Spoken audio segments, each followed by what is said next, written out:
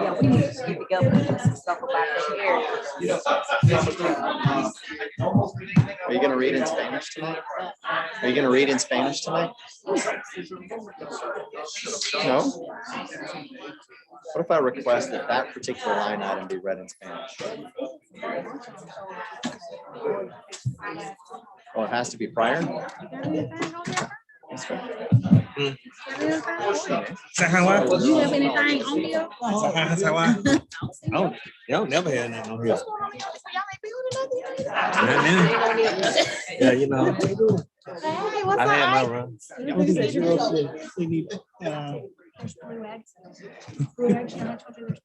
It is? All right, I bet you they're fake. That's my go-to. Yeah, that's always, that's always my go-to.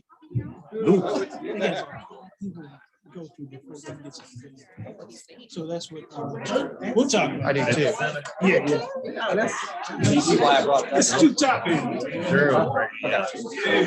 Hopefully this new administration is going to show us to be different. Yes. I wouldn't know this is my first. Yeah. Yeah. I said, this is my first administration. This your first administration, yes.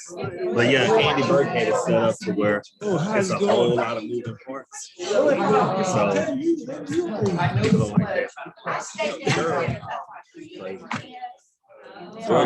Did you say my name? too many loops he got to go through to get stuff done.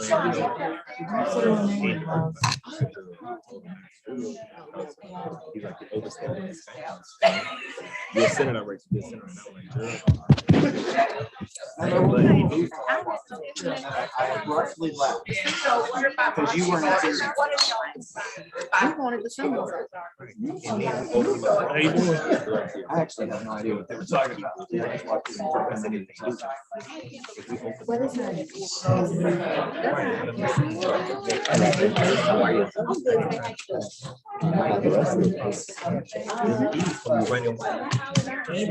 But they need permission. They don't have enough staff. So my son, how you doing, Darren? I'm doing. It's one of the I'm doing fine.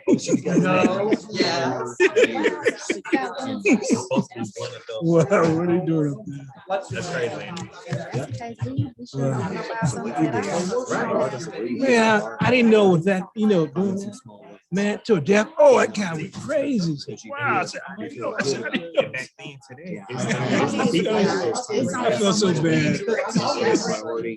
And you let them go so long, and all of a sudden it comes out. You didn't even know they're doing this. You said it, you want to. or that mama. Hey, how you doing? How you doing? Good. Don't get out. Yeah. I found some of my biggest wins. You can't get the mama. Just get out of the way.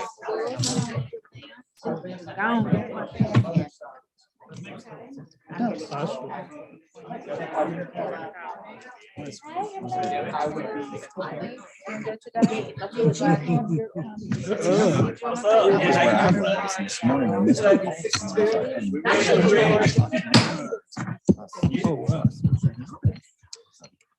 Good afternoon, ladies and gentlemen.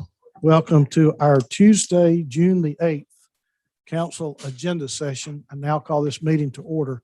Could I get a motion on the minutes, please? Okay, we have a motion on the minutes with a proper second with no objection. Minutes will stand as recorded. We do have one ordinance on the final reading this afternoon. Any questions or comments about extending, having the interim budget? I guess I need to put my, there we go. Under Public Works and Transportation, 5B, any questions or comments regarding that? Okay.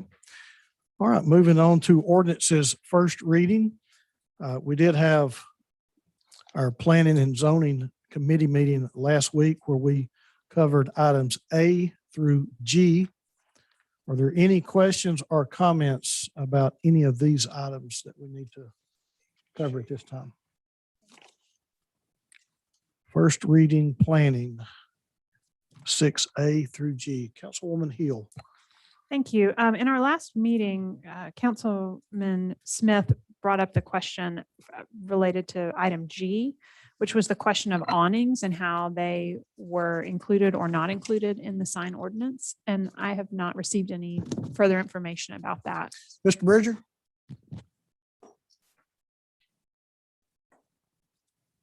I believe Randy Ridge responded. I sent an email out to LDO staff and copied Councilman Smith, and Randy Ridge, I thought, noted that that is still addressed through the sign code. It's not something that they don't, so it would count, as I understand it, per that response in the email, that is included in the square footage they look at on a sign.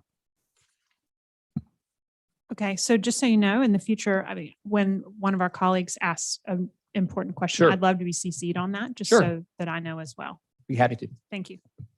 Thank you. All right, any other questions or comments concerning items 6A through G? Okay. Moving now to resolutions. Economic Community Development, Madam Clerk, 7A, please. A resolution authorizing the mayor or his designee to enter into a first agreement to exercise option to renew with Hamilton County Mental Health Court and substantially the form attached for the continued use of 108 square foot office space in a portion of the Family Justice Center located at 5705 Upton Road, identified as tax parcel number 157MA012, for an additional term of 2 years through the date of June 30, 2023, for the amount of $2,376 per term. All right, any questions or comments? Very well. 7B under finance, please. A resolution authorizing a seventh supplemental to resolution number 22629, providing for the issuance of City of Chattanooga, Tennessee Electric System Revenue Bonds, Series 2021, for an amount up to $75 million. All right, any questions on this item? We did cover this a little bit last week. Hey, Chief, could you come to the podium, please, while we're under finance? It's my understanding that we're going to need a budget amendment coming up in the next couple of weeks. Is that correct? Yes, sir. Do we need to get Daisy up here to explain that? And I think that we will need a public hearing that we need to announce as well for that. Yes, I think we should announce a public hearing for next week on the 15th, schedule first reading on the 22nd. So this is a budget amendment related to special funds, not general fund or any of the other major funds. These are smaller special funds that have had revenue fluctuations throughout the year, and we need to amend the budget to reflect the actual activity in those special funds. And so the public hearing would need to be on the 15th. Yes, sir. Chairperson Burrs, under Budget and Finance. Sure. Is my mic on? Yes, Okay. I'll tell you, it is, but go ahead. Yeah. All right. So no matter how much the funds, they all have the same dignity. So it needs to be a public hearing at 6 o'clock. And there needs to be, and my question is a week enough notice? Legally, is it enough notice? Yeah, I don't want to dump on you, but. Huh? Put it on the 27th and 22nd and 29th. Do you have to have more notice of a public hearing? That's what I was wondering. Well, if you don't, that's fine.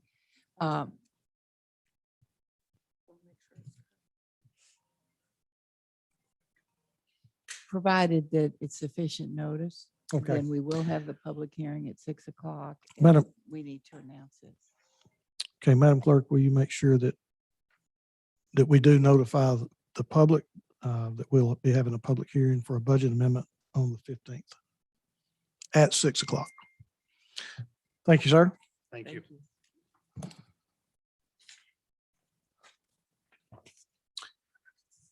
All right, Madam Clerk, 7C, please. A resolution confirming the mayor's reorganization of the government plan. And I've talked to the chief. We're going to go over that under departmental reports. So if you have any questions concerning that, we'll just hold up till we get to the departmental reports. All right, 7D, please. A resolution confirming the mayor's appointments of the following charter positions: Fire Chief Phil Hyman, Police Chief David Roddy, City Finance Officer Daisy W. Madison, and Interim Treasurer Tanika Jackson for the city of Chattanooga. All right. Any questions or comments? 7E, please. A resolution confirming the mayor's appointments of Leanne Key, Clifton McCormick, and Piper Stormat to the Chattanooga Historic Zoning Commission. All right. Councilwoman Burrs. Thank you, sir. Relative to the mayor's appointments, I believe you'll want an amendment. I believe we are going to continue with it as it is. And so that we will appoint Chief Roddy through July. Is that correct, Chief? I believe it. We'll reappoint him through July. Okay, thank you. All right. Any other questions or comments? Moving on to 7F. A resolution authorizing the administrator for the Department of Public Works to renew year 3 of a 4-year term for the blanket contract for professional services for the continuing on-call environmental consulting services for asbestos, lead, indoor air quality, and other environmental assets. Contract number E19002301 for the following 8 consulting firms: SNME Inc., Alternative Actions Inc., Spectra Tech Inc., KS Ware and Associates LLC, GLE Associates Inc., and Safe Inc., Wood Environment and Infrastructure Solutions Inc., and Frost Environmental Services LLC for an annual amount not to exceed $350,000. Any questions or comments regarding F? Actually, F and G, we did cover in committee last week. Go ahead and read G, though. A resolution authorizing the mayor to execute an agreement with Hamilton County relative to the Court Community Services Program for fiscal year 2021 through 2022 between the city of Chattanooga and Hamilton County for an amount not to exceed $60,000. All right. Any questions or comments regarding 7G?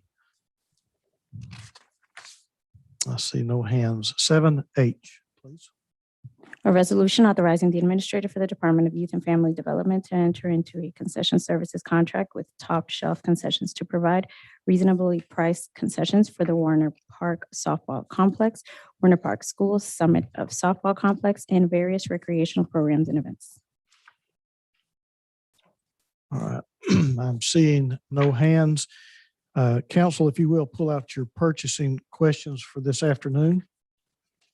And let me know if you have any questions regarding any of those. And please feel free to email me or the administration through the week if you do have questions concerning any of the purchase items before we get to this meeting.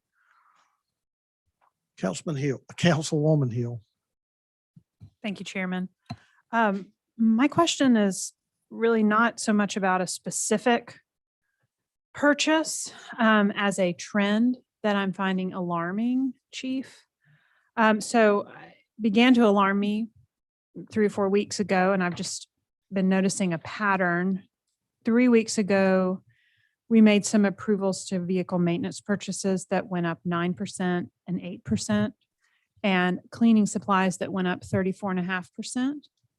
That was in the last couple of weeks. Now we're looking at a line item that's a 17% price increase, a 51.6% price increase, an 11% price increase, and a 14% price increase. And, you know, I know that many of these are as needed contracts. I have questions about, you know, how, as we see this inflation happening, will we be in a position to be able to renegotiate contracts or move into a month to month so that as these prices fall, we're not locked in for an entire year? But the bigger question being, what is your administration's plan for how we're going to manage price increases like this and be able to deliver high quality city services at the same time? How are you thinking about this budget? All very good questions. So one thing we're seeing, as you noted, is a trend, and it's not just with local city government, it's with governments across the country. Mhm. It's with industries, private and public industry across the state. These are all pandemic driven price increases, particularly for things like anything related to PPE. So any kind of gloves or any kind of certain cleaning supplies, building materials, especially. You know, if you went to buy plywood a couple of years ago, it would be, you know, like $30 sheet. Now it's 60, depending on how thick it is. So there are increases just across the board that are all driven by the pandemic. I do expect the prices to start normalizing, coming back down over time.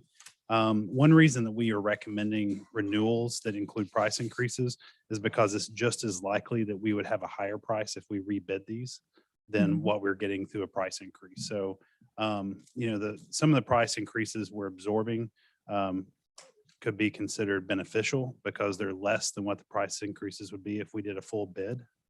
And that's based on our research that we do just, you know, generally, and our knowledge of what certain commodities are increasing over time. In terms of how we're going to handle that, you know, we are in a good financial position as a city. We have some surplus in our operating budget because revenues have come in, you know, a little bit higher than expected. We've also done a very good job of managing the expense side of the budget over the past year. So we do believe that these can be absorbed through normal operations in the budget. But yes, we will monitor all these increases, and some of these contracts you'll notice are the second final renewal, which is even more reason to go ahead and renew, take the reasonable, what we believe is a reasonable price increase because of the circumstances, and then rebid this a year from now when prices normalize, because we'll be in a better position to get better pricing once we've gotten past the pandemic a bit, and rather than going without supplies for some period of time and trying to rebid it during this time. So with, for example, the lumber and lumber products line item, that's the 51.6% price increase, and it's on an as needed basis. But are we actually, I mean, the way I read this, we're locking in to a 51% price increase for 12-month period. Right. So we will not have the benefit of any savings as prices come down, hopefully by the fall. I mean, Right. not an Yeah, that's economist. correct. And I would say one thing to keep in mind for this particular line item is, you know, the annual amount still not to exceed 75,000. So Mhm. this is really, you know, as needed pickup lumber, you know, not bulk purchasing of lumber. We're going to get different pricing on that through our construction projects and different things that we do. This is really for pieces of lumber that are needed here and there. Mhm. And because the total annual amount is not considered significant to the overall budget, I'm still comfortable with where we are with that pricing at this point. Yeah, you know, with them being small amounts, so to speak, everything is relative. $75,000 obviously is still quite a lot of money, but many small things add up to large things. So it's an alarming pattern that as we head into a new budget year is something that, you know, I'm concerned it could impact our ability to move forward on priorities. And then one final question.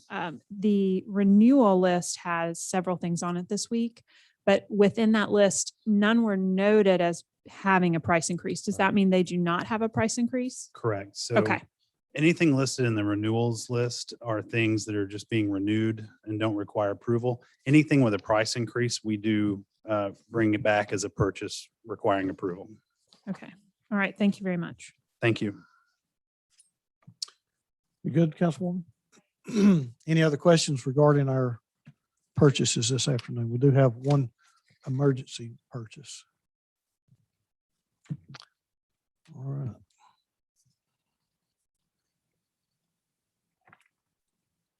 Council, if you would pull out your 2-week agenda for June the 15th. Let me know if you have any concerns on your June the 15th agenda.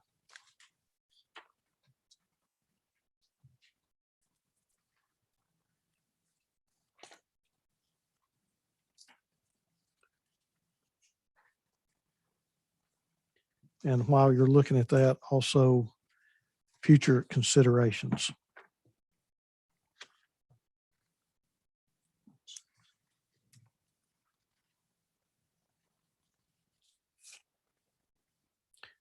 And you will note that on your future considerations, the ordinance to amend our operating budget is on there for the 22nd.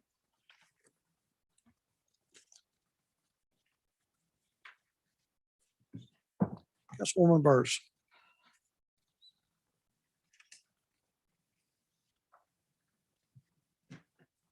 Mr. Chair, I think we've kind of kicked the can down the road a while now. And I think because of the communications I'm getting, we need to return to our panhandling ordinance and enforcement of it. It's been kind of, we've had it on our list for a while to be determined, and I would like to put that back on the agenda. On the agenda? Yes, sir. Okay. Madam Attorney, have you got that panhandling ordinance? I do not. It's not in today's package. No, it's not in today's packet. It should be somewhere in the attorney's office, correct? Councilwoman? Oh, sure. I've Yeah. got it. Yeah, Yeah. it came from Phil. If you could forward that out to the council, we'll put it in committee and get it on the agenda. Also, Mr. Chair, I think part of any ordinance that we pass, you have to be practical about enforcement of it. Because we have a challenge of passing ordinances that aren't enforced or cannot be enforced in city court appropriately. There's some anachronisms there. So I would like a discussion, if this does come forward, how it would be enforced, what the added cost would be to enforce it. Otherwise, why do it? Okay. You got that, Madam Clerk? Okay. Thank you, All Mr. right. Chair. Thank you.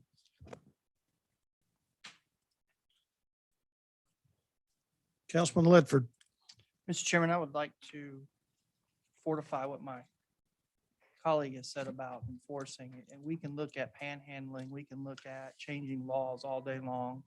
But I think that in order to be holistic or even comprehensive, we're going to need to get advice from and work in tandem with the administration and law enforcement to make sure that what we do is enforceable, and get with our city courts to see if they're going to enforce or handle that end of it as well. Because we can make changes on paper all day long, like I said, but Dr. Burrs is right. We're not going to enforce the codes that we have, and it's really, we could spend our time doing other things. Councilwoman, we have a strategic planning on the 15th. Is that something you'd like to discuss at the 15th meeting, strategic planning? If there's sufficient time for it, it would be a rather interesting discussion.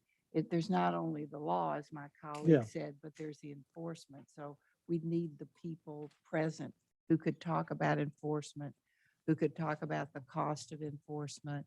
It's getting ready to be budget time, and Yeah. it's something that we need to look at. So Okay. if there's sufficient time, then yes. You also have on there plan of work, our mission statement kind of thing. And I don't know how much time that's going to take. I think there's also a noise ordinance that we didn't get to last time Right. as well. So, Right. So well, it can wait 2 weeks, but I want it on there. sure. Okay. Thank you. All right. Anything else under future considerations? If not, we will go to our reorganizational plan. Chief, you want to come present that to us? Oh, Mr. Mayor, welcome. How are you? Thank you. You must have snuck in It's on me. me. I didn't see you. Yeah, hit it's quite all on right. me. I snuck in. Yeah, I will, I'll call Brent back up in a minute, but I just wanted to introduce the plan to you guys. Good afternoon. And again, today marks the 50th day since I took office, and our administration got to work building towards a vision of One Chattanooga. Throughout the campaign, I talked about our priorities that would drive my administration, from early childhood education to taking on homelessness. And we've already begun work on tackling these essential challenges and opportunities facing Chattanooga. And in just 50 days, we've already begun making serious progress. We've already launched our summer of paving, not quite as entertaining as the summer of love, but it is more constructive. And we've reached into the couch cushions, and we've found more ways to pave even more roads than we previously anticipated. Our teams conducted an inventory and an initial assessment of surplus properties held at the city. And we're creating a plan to bring those properties back online to improve our situation with affordable housing. Our administration is in the process of exploring the possibility of closely partnering with the Hamilton County school system to provide our children and families with more support. I've appointed Dr. Mary Lambert, as you know, as our Director of Community Health. And Dr. Lambert's already leading our work to not only engage the public in our efforts to close physical health disparities, but also helping to shape a community health approach to the gun violence epidemic, which is affecting our city. And last but not least, of course, we've finally managed to reopen our youth and family development centers in short order to meet the needs of an unprecedented time and ensure our community's young people have a place to spend their free time safely and constructively. Simply put, we've got our foot on the gas and we're not letting off. In that spirit, I'm pleased to be able to bring you my administration's plan for our reorganization of government. As you all know, every new administration has had both the opportunity and the directive from the city charter to reorganize city government, and ours is no different. Our administration took the opportunity to align city government with the priorities and vision that reflect our goals, which you'll see shortly.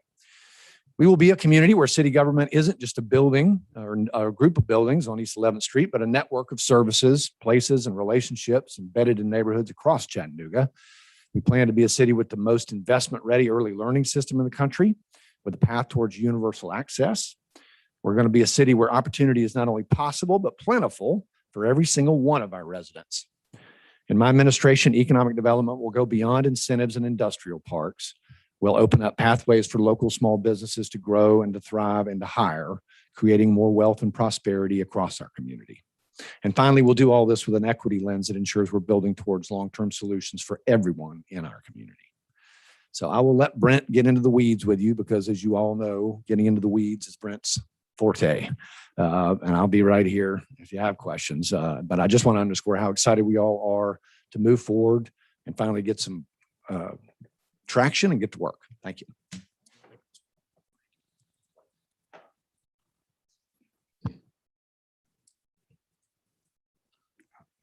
It's never good to follow the mayor, right?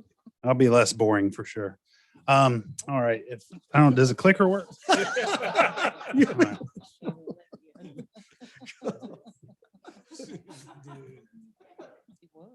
It's not working. All right, I'm hit.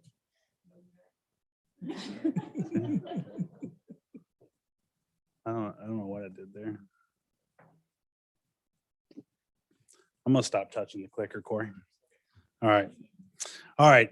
So first off, we want to start with just sharing the key senior positions that report directly to the mayor: Chief of Staff, Chief Policy Officer, Chief Equity Officer, City Attorney, Senior Advisor for Economic Opportunity, and the Chief of Police. And then next slide, we will first talk about the departments where we have no structural changes. So, no changes in the way these departments operate today. So Police Department, Fire Department, the Finance and Administrative Offices, Purchasing, Information Technology, and Human Resources will all function exactly the same as they do now. Next, we want to talk about some of the major changes we are presenting as part of the reorganization under the Kelly administration. So we will discontinue transportation as a separate department. We will also be discontinuing youth and family development as a separate department. We will separate economic and community development into two departments: standalone for economic development and standalone for community development. New departments that we are presenting are the departments of city planning, early learning, equity and community engagement, innovation delivery and performance, and finally parks and outdoors. And a note here that we will be consolidating the functions of the Office of Multicultural Affairs into the new Department of Equity and Community Engagement. So on the next several slides, we will go through just the functions of each of the newly proposed departments. And then, we'll have plenty of time for questions, I'm sure. So for the Department of Economic Development, this will be led by the Administrator of Economic Development. And that position will report directly to the Senior Advisor for Economic Opportunity. The functions would include economic development, workforce development, real property, and brownfields. Next, we have the Department of Community Development, which will be led by an administrator of community development who reports to the chief of staff. The functions will include community centers, formerly known as YFD centers. So this is a full significant change to convert YFD centers into community centers, which serve the neighborhoods that they're located in. As part of that, we will appoint neighborhood advisory councils in conjunction with city council to advise in the programming for each community center and make sure that the needs are being met in each neighborhood, because we know the needs in Avondale, for example, are different than Lookout Valley. And we want to make sure that programming in the centers reflects the needs of the neighborhoods they serve. This department will also include neighborhood services, which will work closely with the community centers, assistance programs, most of which were formerly in YFD. So energy assistance and some of the other service programs, we want to push out into the community as much as possible and take the help out to the neighborhoods as much as we can. And then also coordination with workforce development. So as you can see, community development is very much a people-focused department as we move forward. Next department is city planning. This will report directly to the chief policy officer. The functions will include the regional planning agency, transportation planning, strategic capital planning, sustainability, and smart cities. This will combine all of our planning functions into one city department where we believe we can obtain some efficiencies and more effective planning across the city. Next department is early learning. This will report to the chief policy officer, and the functions include Head Start and early Head Start, early learning partnerships, family child care navigators, and partnerships that we have with Hamilton County Schools. Equity and community engagement will be led by Chief Equity Officer and report directly to the mayor. The functions for this department will include all diversity, equity, and inclusion throughout the city government, supplier diversity, multicultural affairs, an Office of New Americans, and community engagement and outreach. Next, we have, there we go. Innovation, delivery, and performance. So this is a new department that will focus on innovation and performance management throughout the city. It will report to the chief of staff. The functions will include the Office of Performance Management and Open Data, also currently known as OPMOD, performance improvement special projects. So that could take shape in many different ways across the city as we identify needs for improvement and process improvement throughout the city. This department would be responsible for leading those improvements. Also, the 311 call center would report to this department, as well as coordination for boards and commissions. Next, we have Parks and Outdoors, which would report to the chief of staff. And the functions included in this department are all from what are currently other departments. So Parks Planning would move from Open Spaces. Parks Programming would move from YFD and Open Spaces. Parks Maintenance would move from Public Works. Greenways and Neighborhood Connectivity would move from CDOT. Outdoor Chattanooga would move from ECD. Special Events from Open Spaces. Outdoor Recreation from YFD. And finally, the golf courses, the municipal golf courses would move from Public Works. So this combines all outdoor related functions of city government in one department responsible for parks and outdoors. And that responsibility includes programming, planning, and maintenance across all of the outdoor functions. Last but not least, we have Public Works. This also reports to the chief of staff. The current functions such as Public Works Administration, City Engineer, Engineering Division, Wastewater Division, Citywide Services, and Fleet would all remain the same as they are today. We would also move or create a new division of Public Works for transportation, which would be led by Deputy Administrator over Transportation Division. And then the Land Development Office would move from ECD to Public Works, which is also where it was located prior to the last administration. The last note for Public Works is the Parks Division and the golf courses are the two things that move out of Public Works into a new department. So finally, we just got a summary of the departments, what the department names look like, where they report, and we've noted which ones are subject to council confirmation once we identify and appoint administrators for these departments, which we'll be doing, I'm sure, over the next several weeks. So with that, ready for questions. Council? Any questions or comments at this time? It has been, Nicole has a copy of it. Yeah. It was probably sent to her just before the meeting started. Councilman Ledford? Thank you, Chairman. Hey, Brent, can you go to slide 12? Thank you.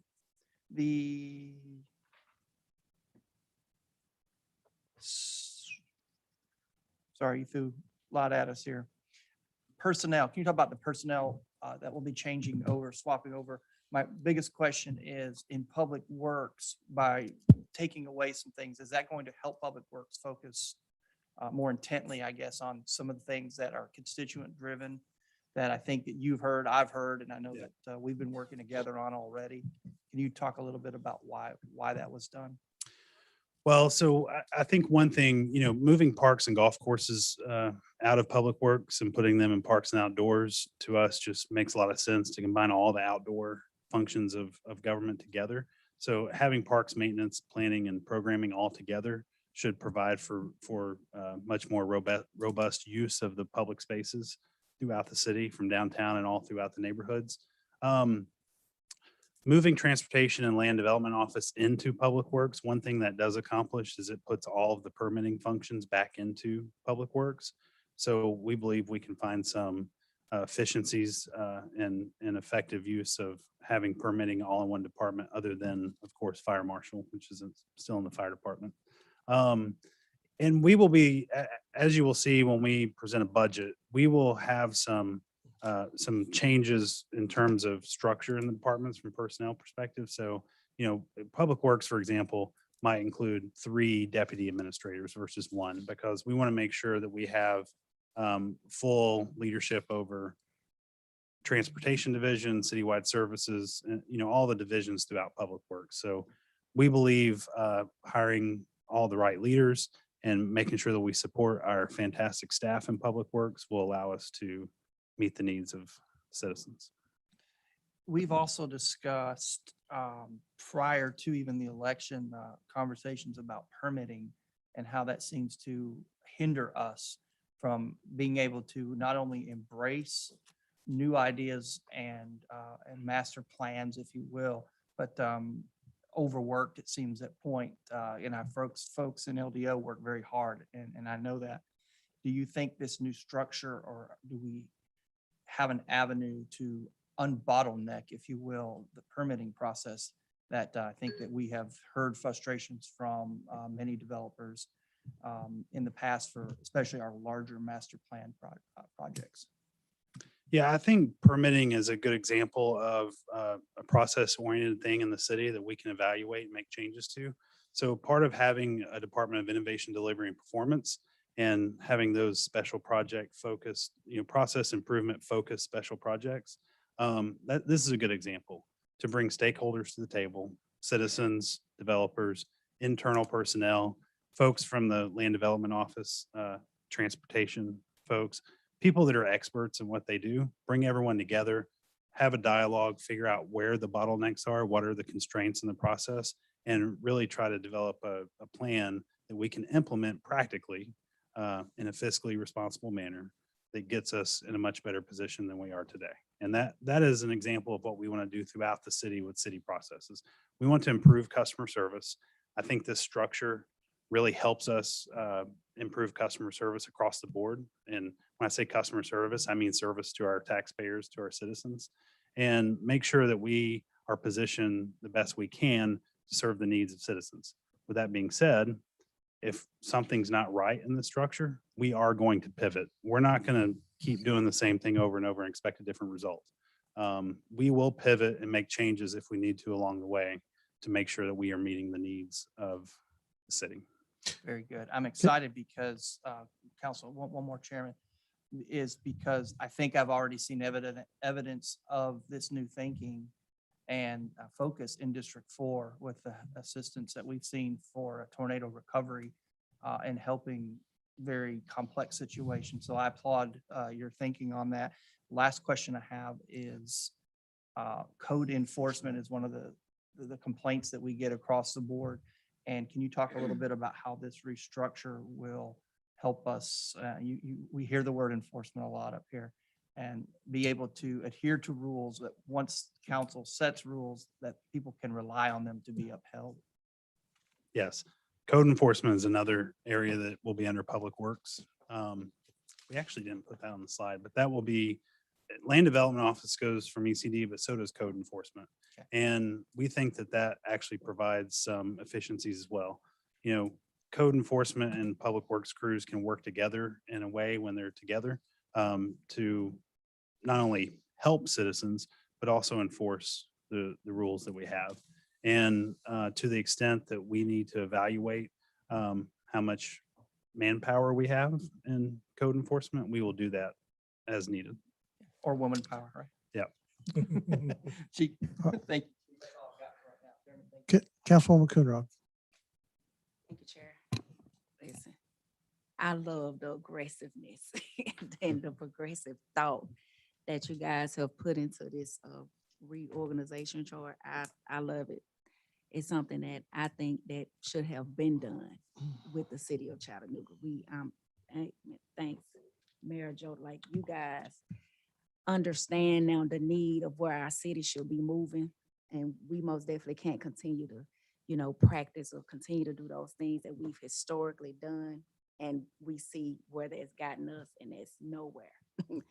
And we keep rehashing those same conversations about what needs to be done, and we've been afraid to truly address it. And what you guys have shown since day one is that you're not afraid to address it. You're not afraid to call it exactly what it is and put some action behind it. So thank you for that. I appreciate that. Thank you.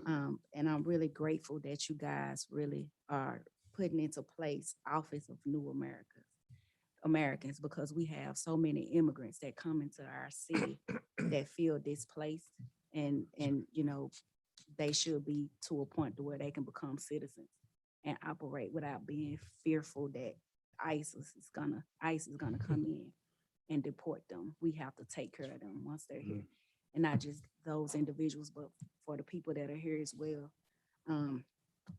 So thank you for that. My heart is smiling, and I really love the aggressive approach that you've done with YFD. It shouldn't have. It was, Coach done what he could do, and it's time for a new direction in our programming and everything. I'm confident in, whoever you've got in place. And once we, of course, interrogate them to make sure that it fit the scope of work that we're trying to have to work alongside you guys. I'm excited about that. Thank you. Thank you, Councilwoman. One thing I'll mention, you reminded me when you spoke about the Office of New Americans, having a chief equity officer that reports to the mayor will be the second or third city in the South where that will happen. So there aren't many cities, especially in this part of the country, that have a chief equity officer that reports directly to the mayor. So we are excited about that. I'm very until we get to the place where it was. And then Corey, will you go back to the equity slide, please? Well, hold on a minute. Let's take things in order, okay? so Yeah.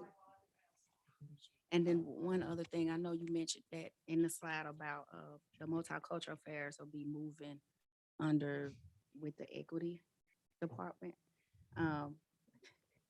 They've done, I've watched them really struggle kind of in that capacity, but they've done a lot of work recently.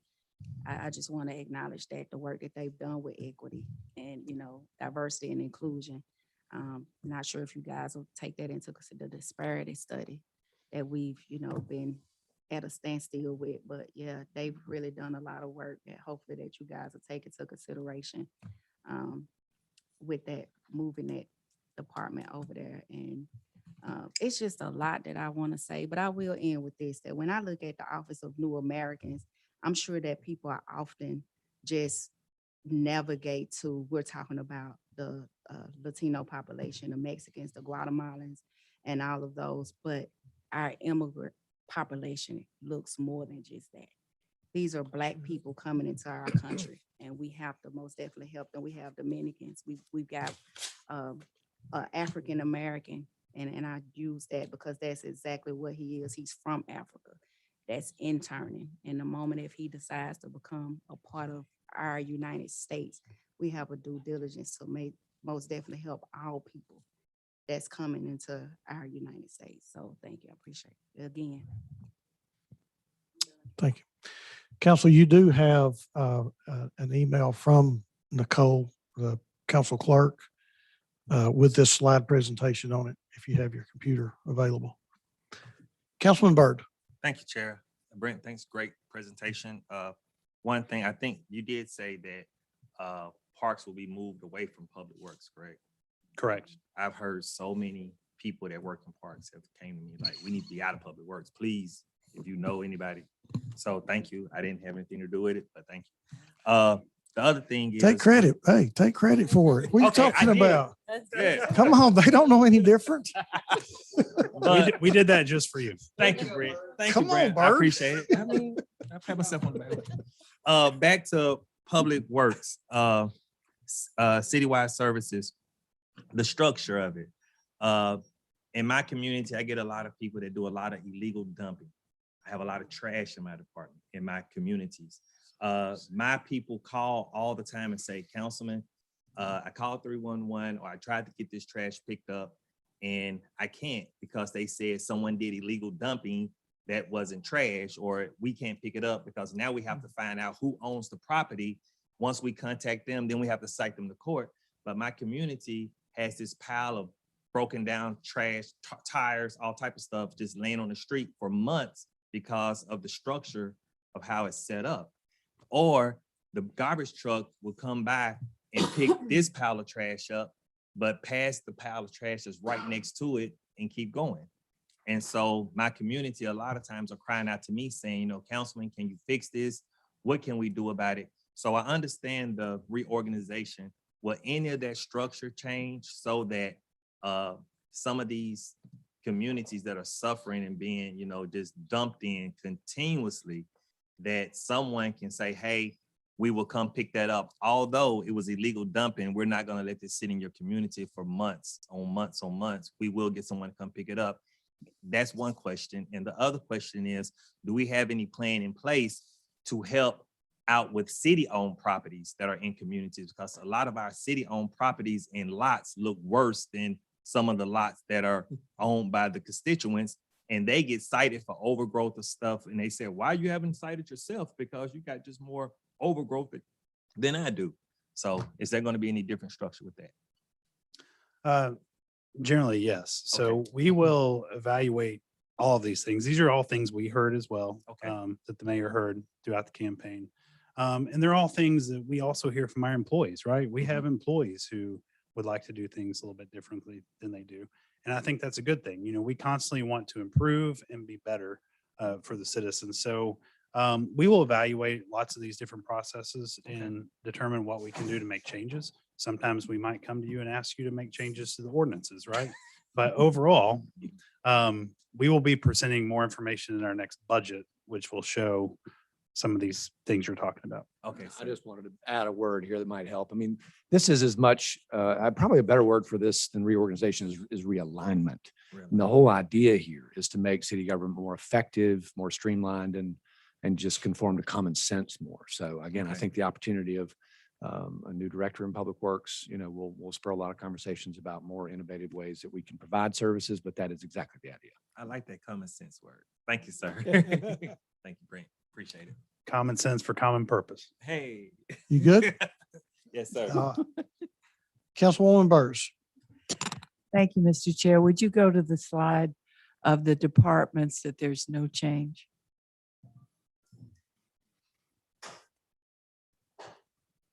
This should be like slide 2 or 3. 3.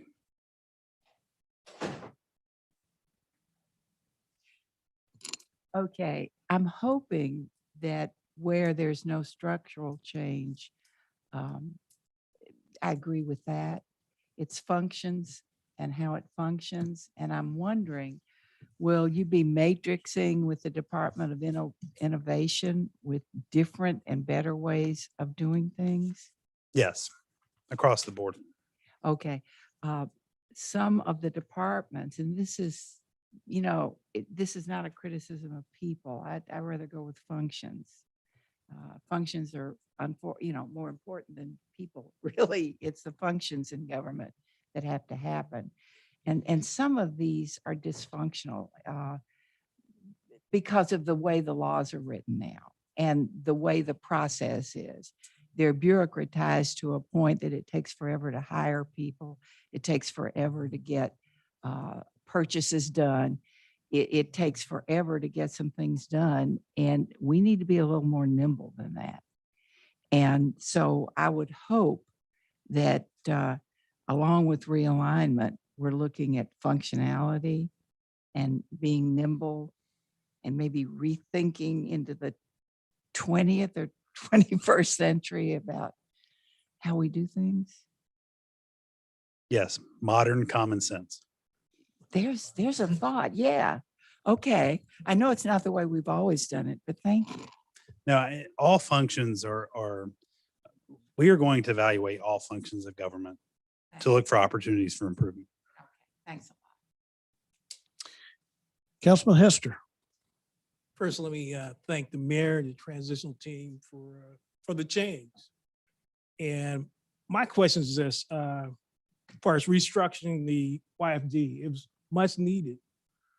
But one of the problems I found with the going from center to center, the recreational center to recreational center, the recreational managers say they have to go through so many hoops or chain of command even to implement changes.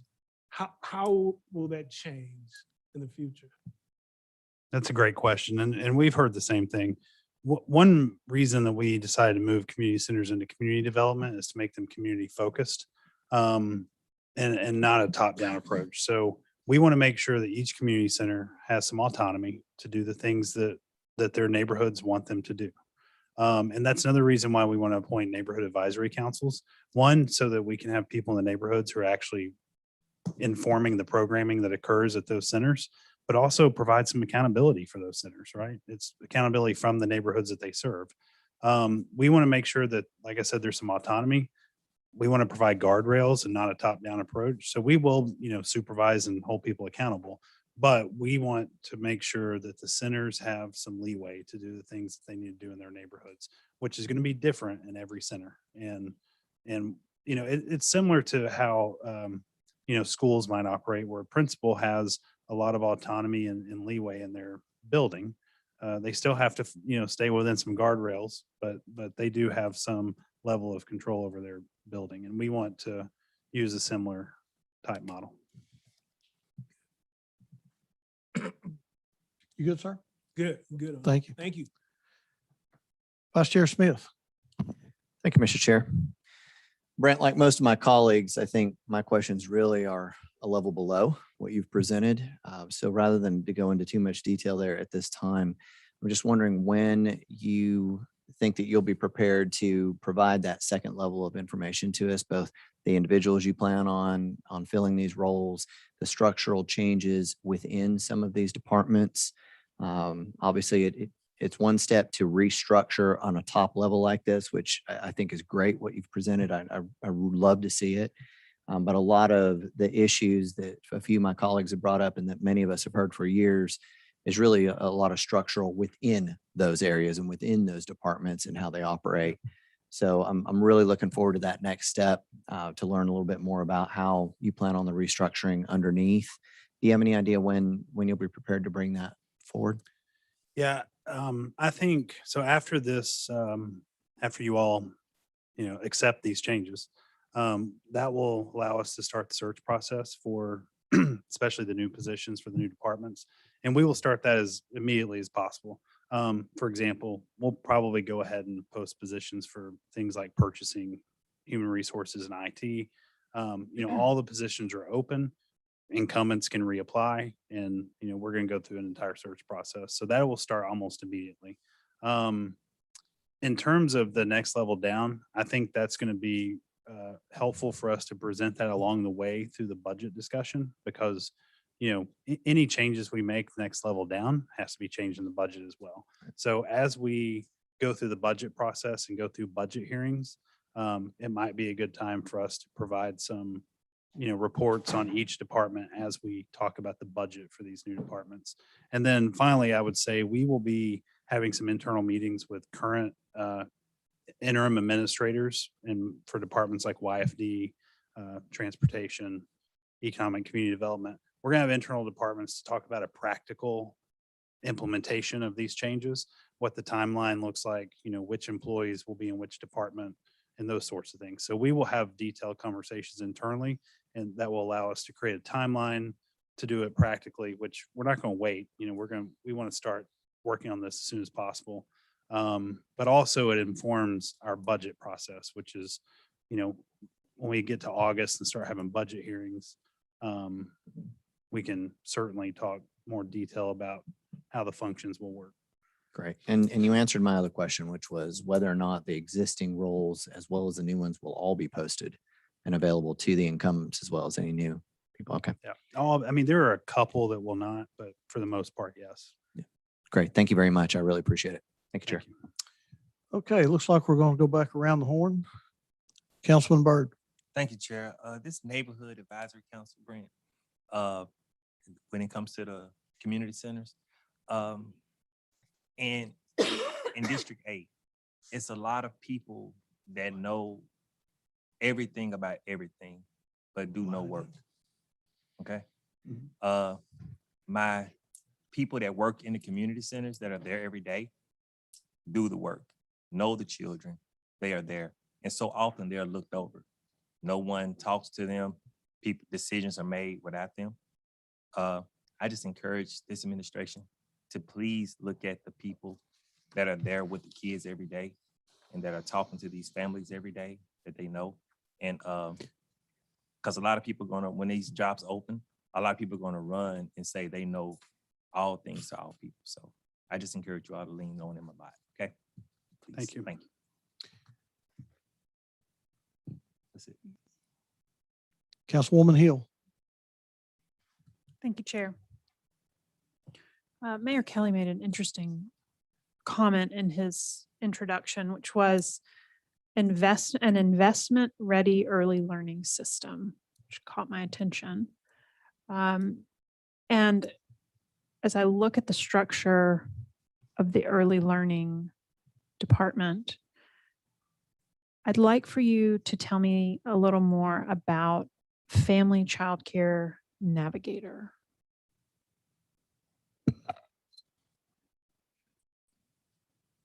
Joda is much better suited for that. Hi there, Councilwoman. So yes, we as a administration are beginning to explore what it looks like across not just the early learning department, but across all of our departments, what a navigator-driven approach is, what that would look like.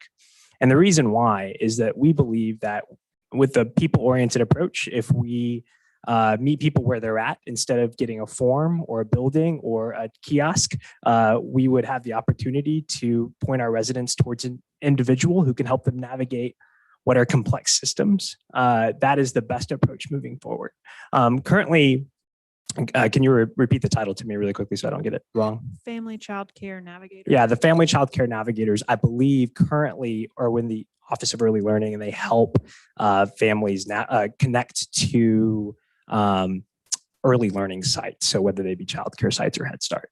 So I believe that's what the current function is. And then we would just be rolling that into the Department of Early Learning. Okay, so not a new approach. Okay, thank you. You're welcome. Councilwoman Burrs. Thank you, Mr. Chair. Brent, Yes, ma'am. okay, so right now, in order to hire anybody, we're going to advertise jobs. And I know, the process kind of takes a while. when are you? We're gonna put looking- rocket boosters on the process. Well, you know what I'm thinking of? I'm thinking of this all sounds great, but the reality is it may take a much longer time to get people in place because of the way we do things now.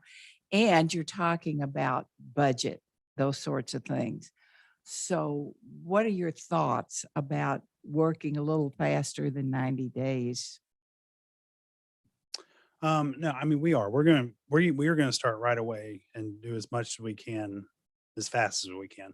For some of these things, we think we're gonna have to go slow to go fast, which is something we've said for the past 45 days, I think. But and you know, some positions we may come and ask council to approve a third party to help us find candidates, right? Okay. Depending on what it is. So chief equity officer is a good example Mhm. of you know, might wanting to have some help with that. And maybe some of the other positions. It depends. The market right now is, I mean, depending on what position it is, it's very tight. There's Sure. lots of cities hiring lots of positions. There's a lot of cities hiring police chiefs right now, a lot of Mhm. cities hiring administrators of public works. So we will see how it goes. We're going to go as fast as we can. We're going to make sure we get the right people. We have fantastic staff in place currently. They're doing all the things every day to make sure garbage gets collected and Mhm. ditches get cleaned out and opening YFD centers and spending time with our kids. So, the functions of government will continue, and we will do our best to make the shifts in the best way possible. So fast as possible. the people that are interim will remain interim until something else happens. Right. Okay. Thanks, Brent. Vice Chair Smith. Thank you, Chair. Sorry, Chief. One other question that I had and forgot to ask earlier. Because these structural changes are now in the public realm, we've got some boards that both the mayor points to and the council points to that are related to a department that may not exist any longer or Yes. exist in its current form. If we start hearing from our constituents that we may have appointed to those boards, what type of response do we need to have for them at this point as far as what their role may be or may not be moving forward? So a great example of that would be the YFD board. And we are working through that right now. We're doing all of our due diligence to make sure we get the new structure set up correctly. That board changed, it became the YFD board, 8 years ago. It was something different before then. So we want to make sure we get it right. But we believe that, it will be some sort of community development board instead of the YFD board. We will have to work through the process of whether people you have appointed just transfer or if we do all new reappointments. I don't know the answer to that yet, but we will, be working with you all as we get information and do the due diligence. We want to make sure that we're in compliance with federal regulations related to these boards. And then Head Start will have to have some sort of board on its own under the early learning department. So we are in the process of due diligence on that. And I would say for now, the YFD board will remain the same until such time that we reconstitute. Okay, great. Thank you, sir. Same for any other boards that are in the same boat. Councilwoman Coonrod. Ken just sparked another question that I have. The Office of Equity, that's a very important piece. Whomever you all scout to get in that position, they most definitely have to understand it's more than just saying, I've got a Black woman, I've got a white woman, I've got a LGBTQ. It's more than just that. We need somebody truly that understand what those 3 words mean. I know we change them out with other words depending on what's going to be the hype for the year. But we need people to really dive deep and truly address what those issues are. Because Black people, when it comes to equity, diversity, and inclusion, we're still missing the mark on that. And then, and I noticed we just got the news on yesterday, and I wasn't expecting to receive that news that Chief Roddy deciding to retire and, spend time with his family. I'm still kind of sad about that because Chief Roddy and I had built a solid relationship. It didn't happen overnight, but it happened. It was organic. and working and really getting to know Chief Roddy in a better way, getting to know him outside of the uniform, really changed my mind and challenged my thinking when it came to our police department. And I've seen this man work diligently to really change the culture of our police department. And once we're really diving into the work and to see him retire, I'm really saddened by it. And I know you may not be ready to talk about that now, but what's the next steps that, since we know this is happening, like are we planning? I mean, the national search, are we looking locally to see, the people that I could think of several great candidates. We got one sitting right there in the back. And Are you talking about Joda? Joda don't want to be, he don't want to be, I'm talking about Chief Dana Vaughn. Yeah. And, it's others. Jerry, is Glenn, hey, all three. I mean, if I had to be in that situation, it would be hard to make a choice because I've seen all three of those individuals. They're great.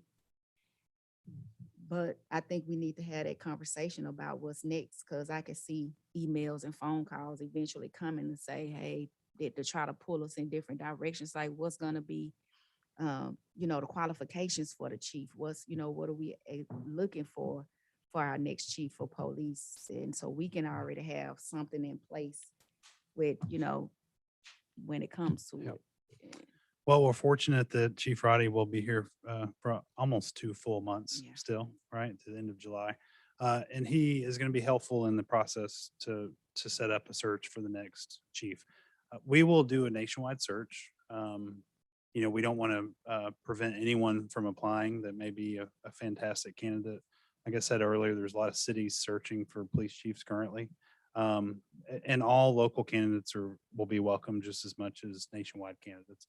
We will set up a search process, have a search committee, but we will also utilize the International Association of Chiefs of Police to lead the search for us and the search process.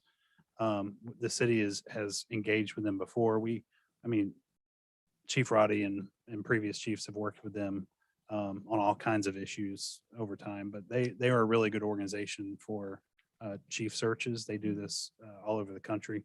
So we will engage them for the search process, have a search committee, and build out a timeline for that we will communicate to council. I just want to add too, Chief Roddy will be involved in that process, as will former Chief Fred Fletcher.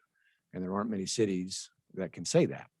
That 2 former chiefs will be involved in that committee process, and who, the candidate, internal or external, is not coming into a dumpster fire. It's building on the great work of 2 previous chiefs. So I think there are a lot of cities searching for chiefs, but again, I think this is an extraordinary city and an extraordinary circumstance. So we're hopeful that we can fall upwards here. But we were very, very sorry to see Chief Roddy go, and he's got to do what's best for him. Good, Councilwoman. Councilman Ledford. Chairman, I just want to say, I really appreciate, after listening to my colleagues' comments, I'm sure we'll have a lot more questions to follow up, but I really just wanted to say what the mayor said about alignment and purpose. I feel like you all have really listened to each one of us, but more importantly, you've listened to the people and the folks who work in the departments. And I feel this is a reflection of that listening. And I really feel like that this is going to work more as a partnership together to improve a lot of things that we felt need to be improved. And I just want to say, I really appreciate the time that Mayor Kelly is spending with us in council chambers. It's something we who have been here before are not used to. And I think it's refreshing that he's able to come put it in his schedule, but come down and talk to us, just sit and talk with us. I think that is something that's so important. I have always said that we will achieve much more around a table than we will from a podium. And I feel like his interaction with us so far has really been around the table. So Mayor, thank you so much for coming down and being willing to hang with us. I think it's really important for our city. All right, council, your agenda for 6 o'clock has been updated to reflect the departmental changes that the chief has just presented. I see no other questions at this time. Mr. Mayor, you got any closing remarks that you'd like to make? Just to echo what Councilman Ledford said, I plan to, be here when you need me, and I do look at it like a kitchen table conversation. I think we get a lot more done that way. We put a lot of thought and hard work into this plan, and we really feel like it's the most efficient use of resources. I do think I've got earned a deep background in organizational management, and as Brent said, this is our best guess. If we get it wrong, we'll pivot as we go forward. But I think with this reorganization, we'll have a much more effective government and get the city in a higher gear quickly. Thank you. Thank you, Mr. Mayor. Thank you, Chief. And that does conclude our agenda for this afternoon. Councilwoman Coonrod.